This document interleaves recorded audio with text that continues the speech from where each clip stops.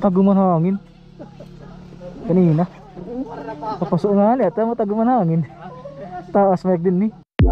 Have you ever woke up in the morning and I know the way you got there? Have you ever wonder should you give up on your dreams because you're not there? I don't wanna be afraid. If I don't make it, I don't wanna see the day. I think I'm a second and a step away. Maybe I deserve a little getaway.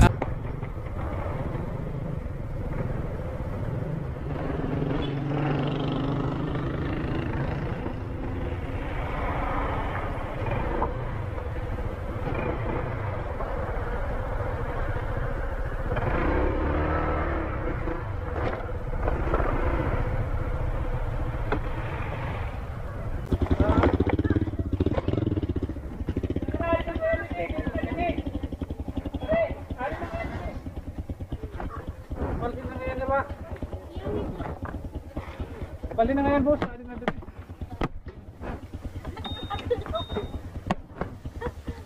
Malhin na kung sila na malhin.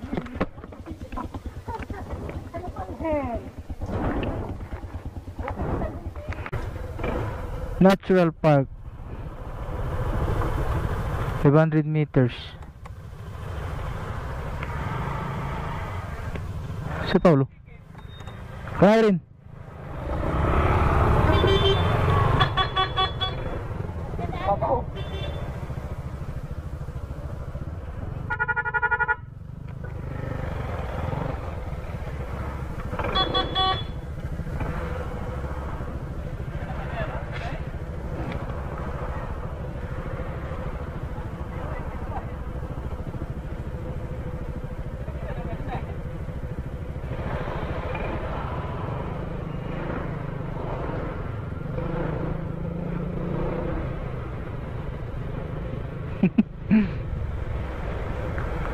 Saan kaya? Eren.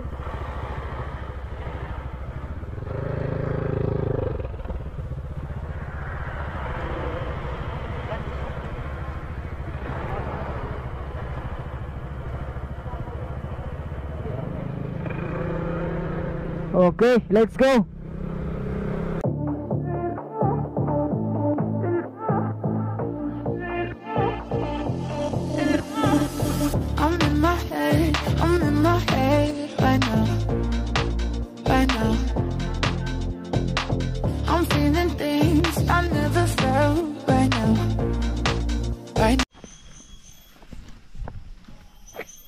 Ay, lubat na.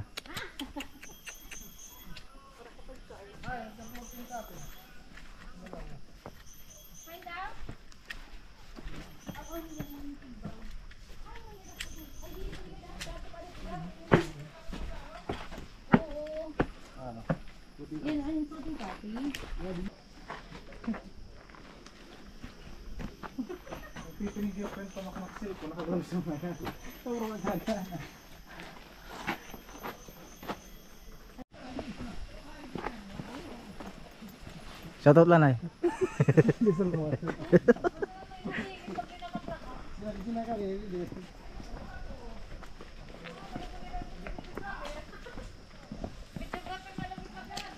Menin, di pa kainin na yung katadya?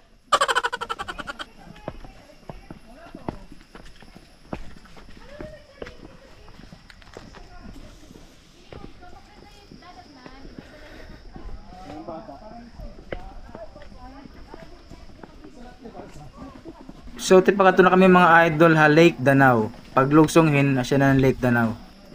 Ang Lake Danau mga idol, ang dati niyang ngaran Alakibaro. Alaklahibaro ha.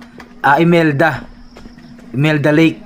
So pinalitan siya ng ginawa siyang Lake Danau. Shout out it amon gwapo nga leader yadit unahan, yadit akan unahan ni Sir Paulo, diri nalingi.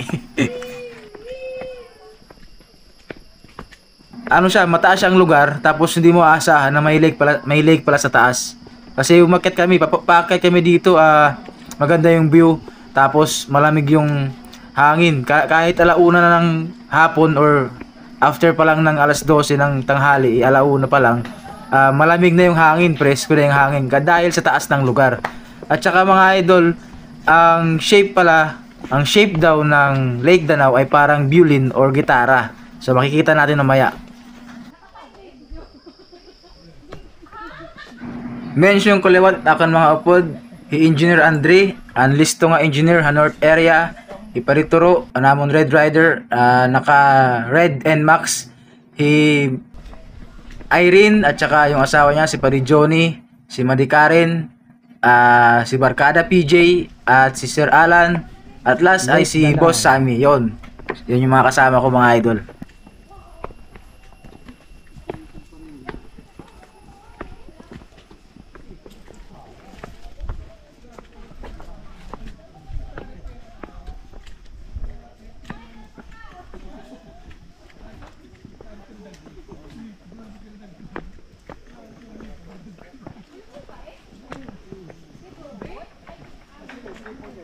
Wow, stig.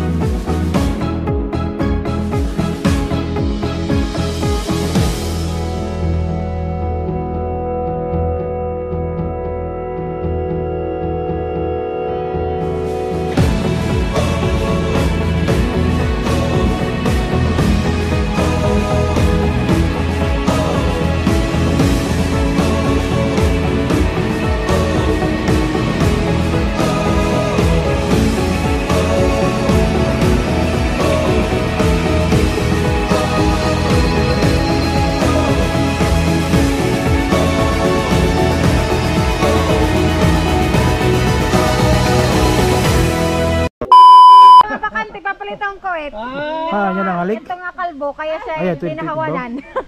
Alaga na, nanunodlok. Alaga. Tirat orang di dahil color pula. Na? Luto na, luto na. Ay rin. Mahir. Kuwan, napula out tapos. Pating may da pating. Yan. Tapang ito ya. So yun mga idol.